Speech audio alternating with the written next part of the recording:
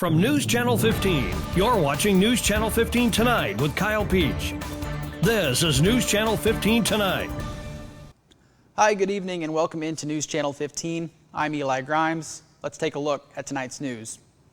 Our first story, WFIW reports Wayne County Sheriff's deputies and the Wayne City Fire Department and EMS personnel responded to a single vehicle traffic accident Saturday afternoon just after 1 o'clock at 1025 Illinois Highway 15, just east of the Sims Crossroads. Deputies say a 2022 Toyota utility driven by 64-year-old Perry Bora of Mount Vernon was traveling westbound on Route 15 when, for unknown reasons, the Toyota ran off the roadway and struck an embankment and overturned on the north side of Illinois Highway 15. Bora was airlifted from the scene by air evac to an area hospital due to the extent of his injuries. The vehicle received major damage and was towed from the scene. In other news, a Mount Carmel man wanted on a felony warrant in a Wabash County sex offender case has been apprehended. WFIW reports 66-year-old James H. Catt was arrested Sunday in Pike County, Indiana, after authorities received a tip from the public. Catt was wanted for failure to register as a sex offender, a felony offense. He is under a lifetime registration requirement stemming from a conviction more than 2 decades ago. According to Illinois State Police records, Catt was convicted in Wabash County of aggravated criminal sexual abuse with bodily harm and was sentenced to prison. At the time of the offense, Catt was 43 years old and the victim was 21. WRUL reports Carmel police conducted a traffic stop in Carmel on a Norris City resident on Thursday of last week. Kimberly Smith, a Norris City resident, was apprehended by the police on Thursday. She faces a slew of serious charges, including possession of meth, possession of a controlled substance, unlawful use of property, possession of drug paraphernalia, driving while license suspended, and possession of cannabis in a vehicle by a driver. The passenger in the vehicle, Michelle Miller, was cited for illegal transportation of alcohol and was released from the scene. Friday afternoon, the Carmel police responded to the Carmel Walmart in reference to a report of shoplifting by an employee. Upon arrival, officers met with the Walmart loss prevention area, and after a brief investigation, 20-year-old Aaron Mead was arrested for retail theft. In that report, it was stated that Mead had been failing to scan all items in his cart and using less valuable barcodes to scan higher-cost items. Mead was transported to the White County Jail and was later released on pretrial conditions. Lastly, Carmel police were busy on Sunday with a vehicle chase. An individual notified Carmel police about a property damage accident with a power utility pole and reckless driving on East Main Street. The driver in question and the vehicle were located by police, but the driver decided to flee from law enforcement in the car. Carmel officers, with assistance from the White County Sheriff's Department, were able to arrest 33-year-old Mitchell Davis of Cynthiana, Indiana, after he crashed that vehicle. Davis was given citations and arrested for DUI of alcohol, DUI of alcohol .08 or greater, illegal transportation of alcohol, failure to reduce speed to avoid an accident, and fleeing and attempting to elude police. In other news, 6 area high schools have each been awarded $500 grants to support their building trades and vocational education programs. The funding is part of a broader initiative by the Southern Illinois Builders Association, or SIBA, which awarded a total of 40 grants to schools across the region. Local recipients of the SIBA grants include Fairfield Community High School, Carmel White County High School, North Clay High School, Mount Carmel High School, Mount Vernon High School, and Hamilton County Junior-Senior High School. The grants are designated for purchasing classroom resources, tools, and other equipment that enhances hands-on learning experiences in construction-related fields. In grant news, Illinois Secretary of State and State Librarian Alexi Giannoulias has announced that more than $1 million in technology grants is being awarded to 88 public libraries across the state, including 3 in Wayne and Edwards counties. The Albion Public Library, Wayne City Kistner Public Library, and West Salem Public Library will each receive $12,500 in funding to upgrade their technology and improve services. The grants aim to help libraries in underserved communities that have a low tax base relative to the population they serve, Depending on service population size, libraries received either $27,500 or $12,500. Libraries were encouraged to tailor their grant applications to their patrons' technology needs. Eligible projects include upgrades to hardware and software, increased Wi-Fi and internet access, expanded e-resources, ADA-compliant website improvements, and technologies for patrons with disabilities. The program addresses inequities caused by differing property values across the state of Illinois, which impact the funding public libraries receive through local taxes. The 88 libraries awarded this year follow the 113 libraries that received similar grants last year based on the same state tax-based data. The funding provides a much-needed boost to smaller community libraries as they work to modernize and meet growing digital demands. In new business news, WSJD reports a business restructuring will result in a former Market Street business returning to Market Street in the city of Mount Carmel. At yesterday's city council meeting, Callie Allender of Soul Beauty explained plans to purchase the former Hope Pregnancy Center location in the 600 block of Market Street and expand services which will add 8 to 12 new employees. She said the new location will include a med clinic, a boutique, and expanded retail services along with a spa and salon. Allender said the building renovation will cost some $450,000. To assist with that project, the City Council voted to approve $48,000 in TIF funding. City Clerk Ryan Turner explained the amount is based on a formula used in other TIF funding applications recommended by Moran and Associates. Allender did not offer a timetable when Soul Beauty would move to the new location. And finally, the National Weather Service in Paducah has issued a heat advisory that remains in effect until 7 p.m. Central Time on Friday, warning residents across the region of dangerously high temperatures and humidity levels. According to the advisory, daily heat index values are expected to range from 100 to 107 degrees, impacting portions of southern Illinois, southwest Indiana, western Kentucky, and southeast Missouri. This marks the first prolonged stretch of oppressive heat and humidity for the season, and forecasters warn that health risks will increase with each successive day of extreme conditions. Residents are strongly urged to stay hydrated, remain in air-conditioned environments, and avoid extended periods of outdoor activity.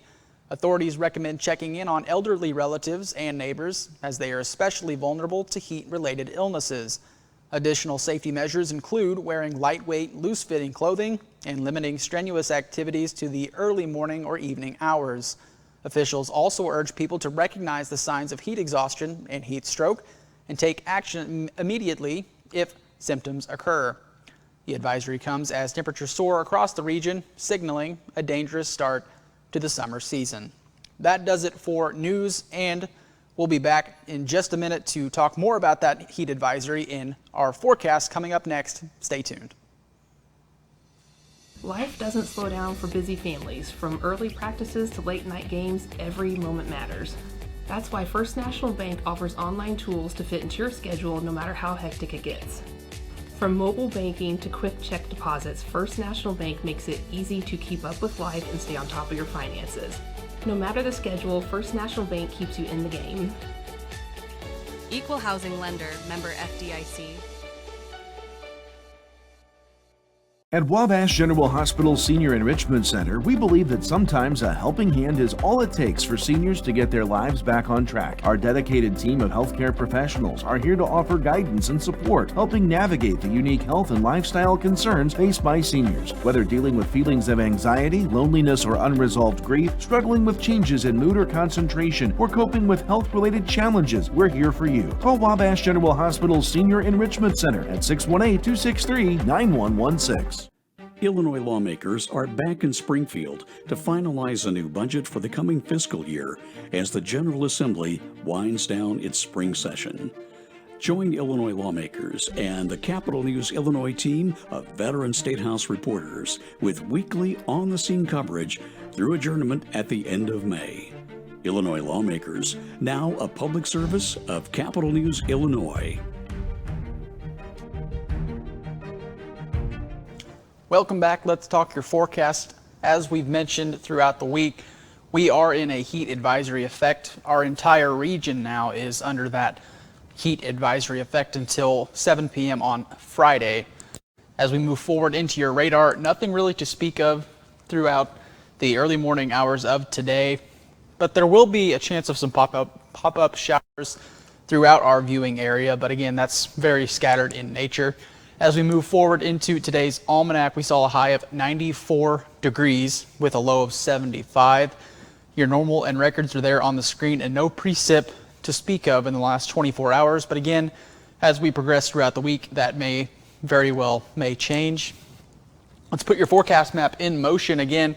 As I mentioned, you can see throughout tonight, some of those pop-up showers do occur, but as we progress throughout the work week, it's just increasing and decreasing cloud cover, again, with a few of those pop-up showers to our northeast, and that remains much of the same story up until about Thursday morning and throughout Thursday afternoon.